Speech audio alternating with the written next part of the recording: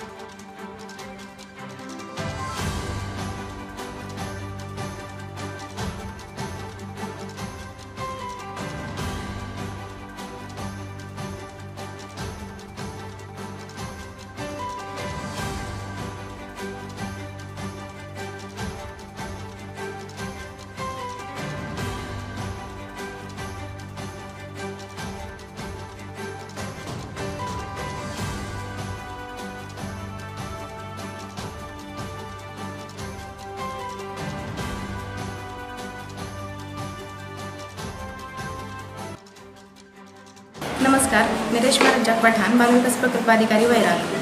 आज गोडगाव बीटमध्ये आपण राष्ट्रीय पोषण माहाच्या अनुषंगाने कार्यक्रम ठेवलेला होता।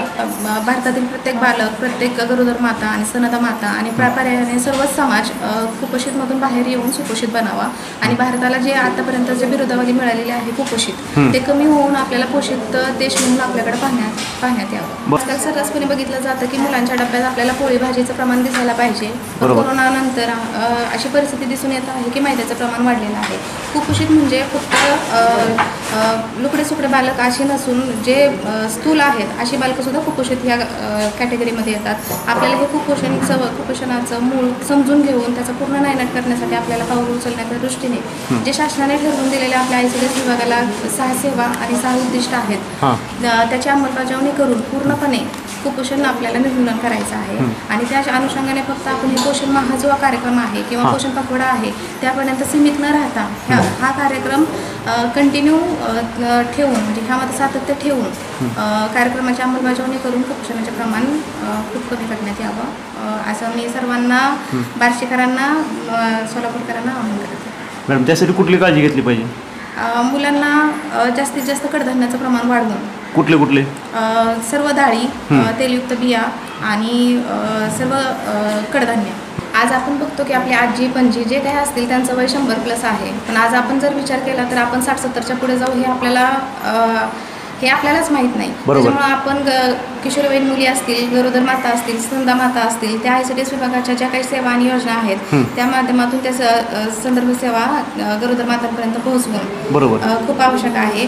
आणि शेवटी हाच मुद्दा आहे की आपलं जीवन राहणीमान सुधारले पाहिजे। शासनाने सुरू केलेला हा जो उपक्रम आहे पोषण माहाचा या माध्यमातून आम्ही सर्वतोपरी सर्व समाज माणसापर्यंत प्रचार प्रसिद्धी करून हा उपक्रम जास्तीत जास्त यशस्वी करण्याचा आमचा मानस आहे आणि आम्ही त्याची अंमलबजावणी करण्यासाठी प्रयत्नशील आहोत।